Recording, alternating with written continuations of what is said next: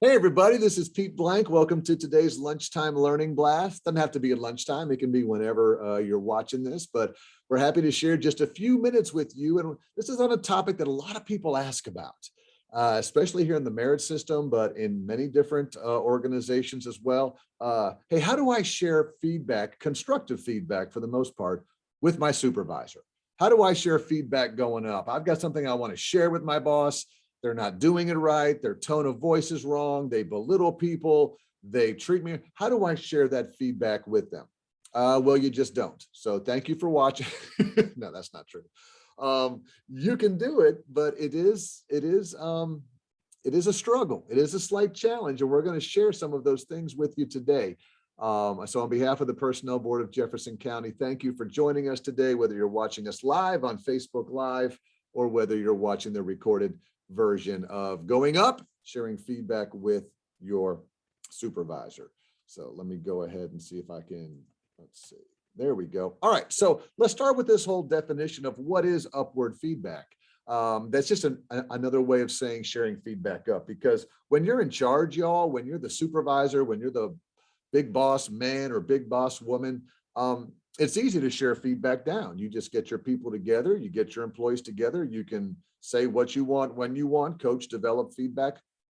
It's always a bit of a struggle, a little bit, when you talk about sharing feedback going up. How do I do that to my supervisor? How do I share this information where it may or may not be appropriate at this moment? Are they in charge of my job? Is the information that I say, could that end up hurting me in the long run?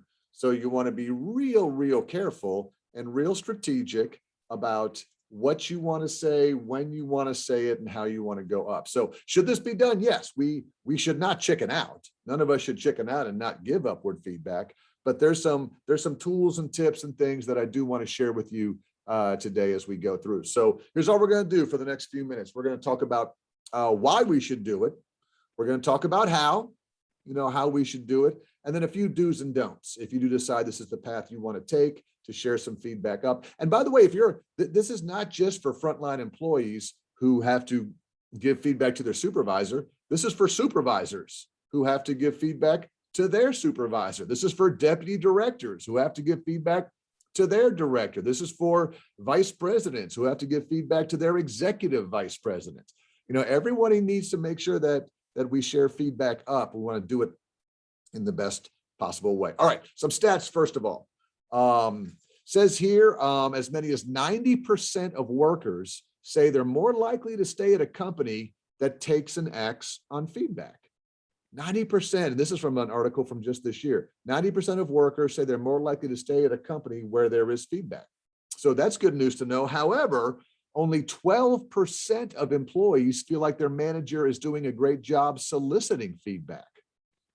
So we as supervisors, we're like, oh, we're all open to feedback. Sure, feedback, share with me. And then, hey, no, I don't have time to hear that right now. Hey, don't send me an email. Hey, I don't think it's so we set this culture up and then we say, nah, I really don't want to be a part of it.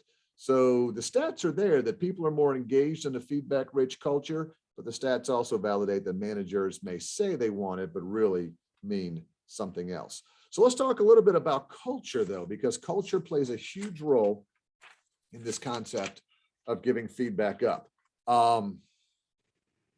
Gallup estimates that managers account for 70% of the variance in employee engagement scores. So when you see employee engagement scores go up, go down here, a lot of times it's the manager that's the ones that's deciding that it can or can't do. And they also say that the bad manager is the top contributor to a toxic work culture. So my question to you is this: is feedback part of your culture? Okay, I try to create this among my team, and hopefully they are okay with this, and hopefully I'm not speaking out of two sides of my mouth.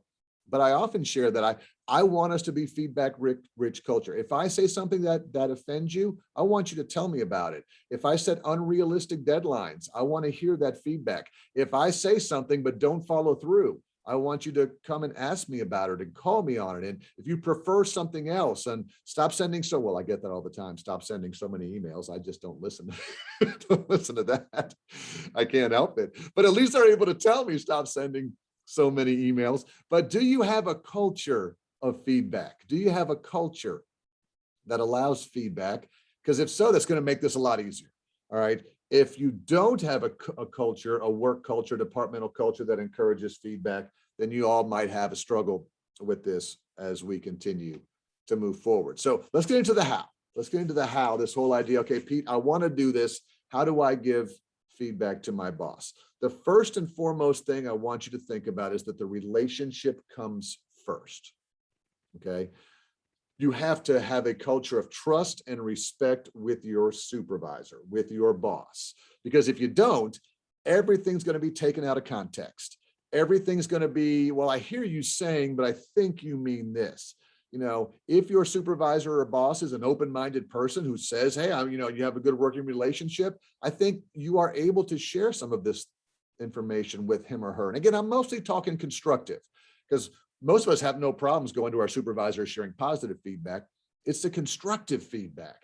It's, man, I need to tell them that they're belittling my ideas in public. Hey, I want to tell them that they say one thing, but do something else, and everybody thinks they're hypocritical. How do I go to them and say, I want to share some feedback with you? Everyone thinks you're a hypocrite. Like, how do I do that? If your intentions are good, and you've got a good relationship, and you're positioning it that you're trying to help.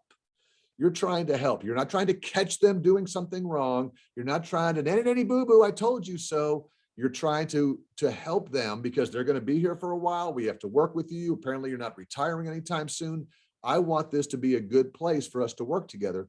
So the relationship has to come first. So if you've got a good relationship, that'll kind of work out. So let's talk about the tact.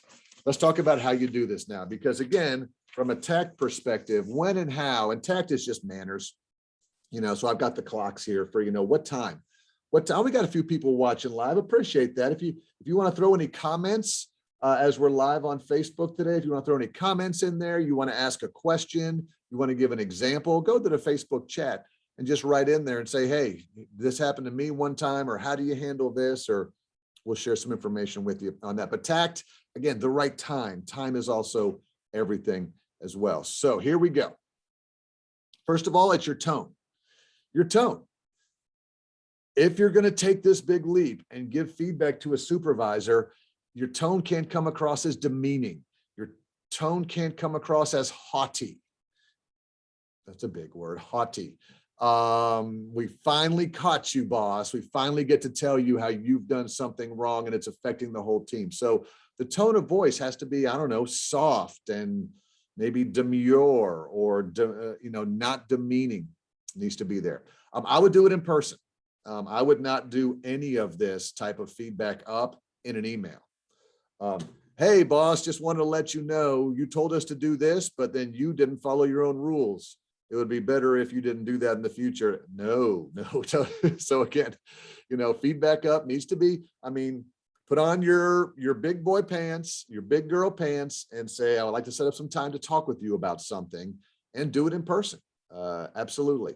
The timing, again, don't do it on a Friday. Don't do it on a Monday. Unless it's something urgent. Don't give feedback up if the boss is going through a crisis. There's a million things going on right now, and they're having to put this fire out and put this fire out, and this is going on. They got problems at home, and then you come in and you're like, I'd like to share some feedback with you about the way you've been treating us today. Just be aware of your timing on that. Like I said, don't make it personal.